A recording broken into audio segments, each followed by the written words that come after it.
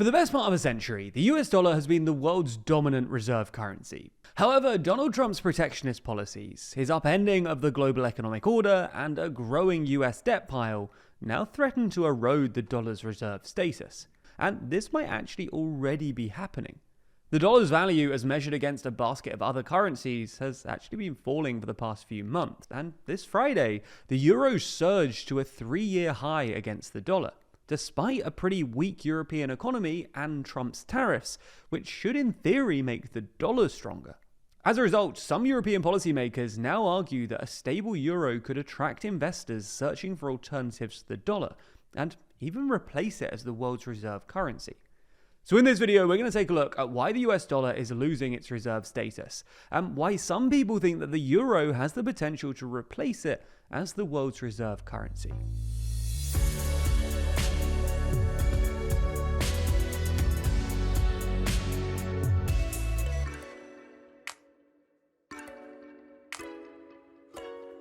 We're getting remarkably close to 1 million subscribers, and currently 72% of you haven't yet subscribed. So lend us a hand and subscribe today. To get started, you need to understand the central role that the US dollar plays in the world's so-called reserve currency. A currency that central banks and other big financial institutions like to hold in their foreign exchange reserves because they're considered safe, in that their value will remain stable and that they can reliably be used to buy other things. The dollar's reserve status has its roots in the post-war Bretton Woods Agreement, when the US decided that they wanted the dollar to be the center of a new international monetary order. The dollar became the only currency that could be directly converted into gold, with all other major currencies then pegged to the dollar at fixed exchange rates. While the US ditched the gold standard in the early 70s, the dollar remained the world's dominant reserve currency, accounting for more than half of all reserves. Since its creation in 1999, the euro has held the second largest share of international reserves, and until about 2008, it appeared to be gaining on the dollar, increasing its share from 23.6% in 2002 to a peak of 27.6% in 2009. However, the Eurozone crisis in the 2010s, plus the fact that the US began growing faster than the EU in this period, undermined confidence in Europe, and the Euro's share of global reserves fell to 19% by the end of 2015. Today, the dollar still accounts for 90% of global transactions, and its share of reserves has remained at about 60%. Nonetheless, in the past few months or so, there has been some more substantive anxiety that Trump's policies could actually erode the dollar's reserve status. In short, Trump's unorthodox and erratic economic policies have undermined the dollar's reputation as a safe asset. This became glaringly evident early this week when the American stock market fell at the same time as both the dollar and Treasuries. Now, usually when the stock market falls, the dollar and US-Treasuries go up because investors are moving out of riskier assets in the stock market into nominally safe assets like the dollar and US-Treasuries. The fact that all three fell together earlier this week is proof that investors are actually just pulling their cash out of America altogether and no longer see the dollar as a safe asset, or at least not as safe as it once was. Anxieties about the surety of the dollar have been further exacerbated by at least 3 other things. 1, the obscene amounts of debt that the US is currently issuing, sparking worries about either a default or the US inflating away its debt.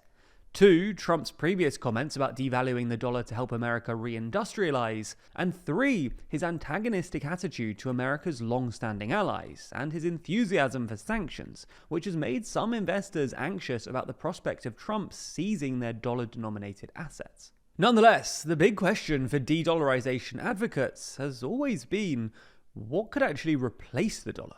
You might think that the yuan would be a good alternative, but that's not really the case, for at least 2 reasons. Firstly, China still has capital controls that effectively limit how much money can come in or out of the country via the CCP's influence over China's big banks. And secondly, the CCP actively devalues the yuan to keep its exports competitive. That sort of just leaves the euro then. As we mentioned a moment ago, until the Eurozone crisis, the euro looked like a real contender, but weak growth and a sense that the European project had essentially stalled dampened enthusiasm.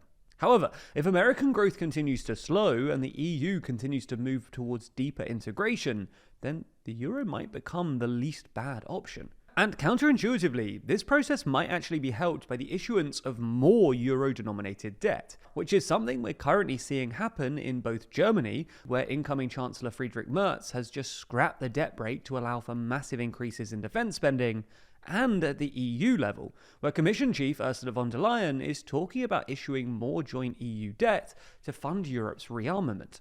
This might sound counterintuitive. After all, you might expect that if European countries were issuing lots of debt, this would be a symptom of their economic weakness, and therefore make the euro less attractive as a reserve asset. But one of the big reasons that the dollar has been able to hold on to its reserve crown for so long is because treasuries, i.e. US debt, are the world's favourite debt instrument. You could even call treasuries the world's reserve bond. Again, somewhat counterintuitively, the fact that the US government borrows so much money, which involves issuing loads of treasuries, is perhaps the main reason that they're the world's reserve bond. And having so many treasuries floating about makes them attractive for two reasons. Firstly, they pay a non-trivial interest rate, and secondly, they're super liquid, i.e., you can always find a buyer for treasuries if you want to turn them back into dollars. This creates a sort of self-reinforcing loop. Dollars become more attractive to hold because they can always be used to buy treasuries, and treasuries become more attractive to hold because you know that they can always be sold for dollars, with both reinforcing the other's reserve status.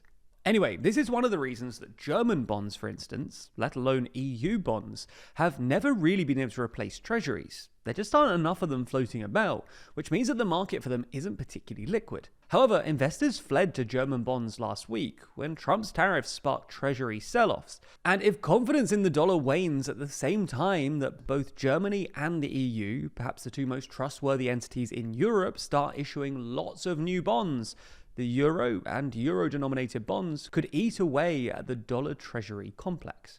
All in all, while the euro is unlikely to fully replace the dollar anytime soon, it could plausibly occupy a larger share of reserves as the world moves to, at least partly, diversify away from the dollar. And this story, like much of the news, is worth paying attention to in the weeks ahead, because with geopolitics in flux and Trump throwing the international order up in the air, there's a lot to keep an eye on. Every day we're faced with weird headlines, from Musk declaring anyone who looks at him the wrong way a terrorist, to Trump declaring war on Jupiter to try and regain some extraterrestrial allies. Okay, that second one wasn't real, but we do dive into the weird world of US politics in our series WTF USA. That's our show where we take big moments from culture and social media and try and explain the political implications of, say, Musk running around trying to put out Tesla fires. And unlike some of our other serious videos, the tone of WTF USA is more lighthearted and takes something of an irreverent look at what's going on. And if you're interested, WTF USA can be found exclusively on Nebula.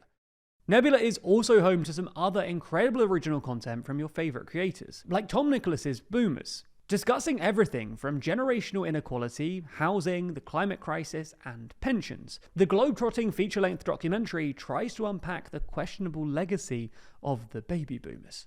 If you didn't know, Nebula is an independent, creator-owned streaming platform that specializes in thoughtful content from creators like Real Life Law, Wendover Productions, Legal Eagle, and Neo. And when it comes to us, it's not just WTF USA either. You can also watch every normal TLDR video on Nebula ad-free, and in some instances, before they even land on YouTube. If you're not a member already, you can click our link in the description to get 40% off. That's just $36 a year, or $3 a month. So take the news a little less seriously, and check out WTF, only on Nebula.